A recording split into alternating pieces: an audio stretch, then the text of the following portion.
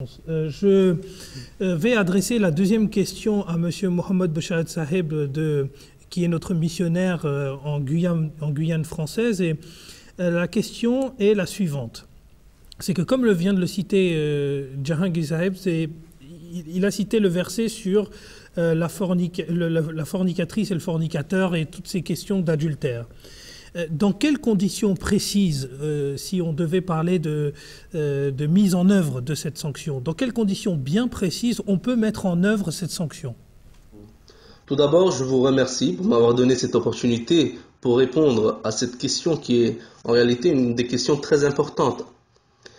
Tout d'abord, à ce propos, il faut connaître le contexte dans lequel un homme ou une femme adultère doivent être flagellés 100 fois.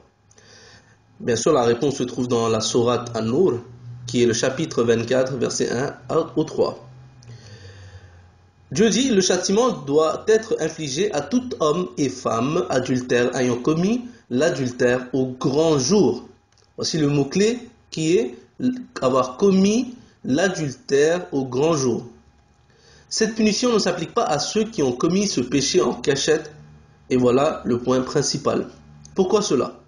Parce que Dieu dit qu'il faut un accusateur et 4 témoins qui ont vu les accusés en train de commettre cet acte.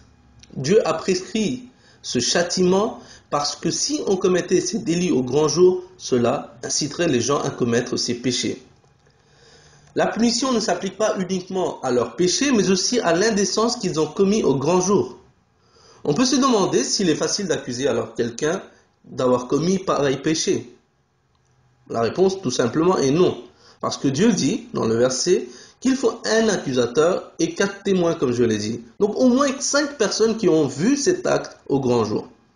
Selon certains ulémas non ahmadis, l'accusé peut être accusé de 3 manières. Premièrement, suite à l'accusation du juge. Il faut savoir que cette première condition n'est pas correcte car le Saint-Coran annonce, comme je l'ai dit, qu'il faut au moins 4 témoins avec l'accusateur. Deuxièmement, selon les autres ulémas, l'accusé peut avouer de son propre chef son délit. Mais il doit témoigner devant le juge et le juge doit s'assurer que l'accusé n'est pas en train de subir de pression. L'accusé doit jurer alors 4 fois qu'il a commis cet acte. Troisièmement, quelqu'un peut être accusé par une personne. Sa déclaration doit être soutenue par 4 témoins, tout comme le stipule le Saint-Coran. Que se passe-t-il s'il n'y a pas 4 témoins? Que se passe-t-il s'il n'y a qu'un accusateur et 3 témoins par exemple? Ou s'ils ont menti? Alors dans ce cas-là, le Saint-Coran préconise 80 coups de fouet pour ceux qui ont accusé une personne innocente d'avoir commis ce crime. Si un mari accuse sa femme d'adultère, donc une autre situation, si un mari accuse sa femme d'adultère et qu'il n'a pas de témoin à présenter, ou si une femme accuse son mari et qu'elle, à son tour, n'a pas de témoin, le Saint-Coran dit que le mari ou la femme qui accuse doit jurer 4 fois devant le juge que son conjoint est coupable d'adultère. Il ou elle va jurer que la malédiction de Dieu soit sur le menteur, c'est-à-dire la'natullahi alal kazibin. Il faut laisser l'affaire entre les mains de Dieu qui lui va juger qui est véridique ou menteur. Il n'y a aucun châtiment terrestre dans un tel cas. C'est Dieu seul qui sera juge. Le châtiment de la flagellation s'applique uniquement à ceux et à celles qui ont commis l'acte d'adultère au grand jour, je répète, et qui sont en train d'inciter les autres à commettre ce péché.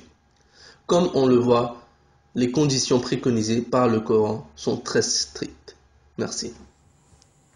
Saheb, pour votre réponse. Et effectivement, on voit qu'il y a un système de mise en œuvre qui est un peu à double-cliquer parce que d'abord, c'est plus ou moins déconseillé parce qu'il faudrait être à la fois témoin oculaire de la scène, il faudrait en plus remplir des conditions de chasteté.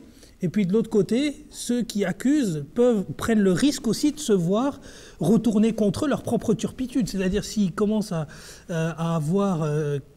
s'ils calomnient quelqu'un, eh ben, à ce moment-là, une sanction pourrait s'appliquer contre eux. Donc ce système revient à plus ou moins à faire d'abord très attention avant de le mettre en œuvre, et puis en plus à ne pas le mettre en œuvre justement à la fin. Il y a aussi un autre point que j'aimerais ajouter à tout cela pour finir avec ce thème, c'est que l'islam aussi ordonne aux croyants de ne pas s'espionner les uns les autres.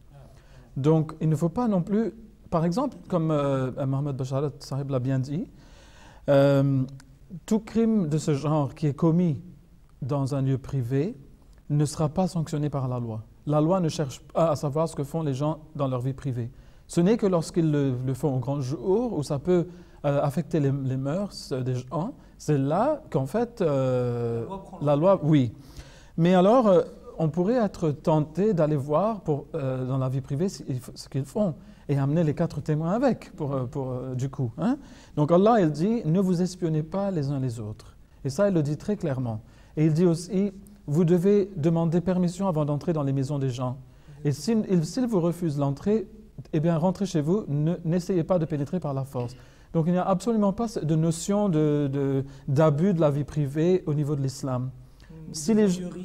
Non, il n'y a pas ça. Donc, et surtout de nos jours, avec Internet, etc., les gens ils essayent de s'espionner les uns les autres. Cela est totalement défendu dans l'islam, donc par Dieu lui-même. Merci beaucoup pour votre réponse.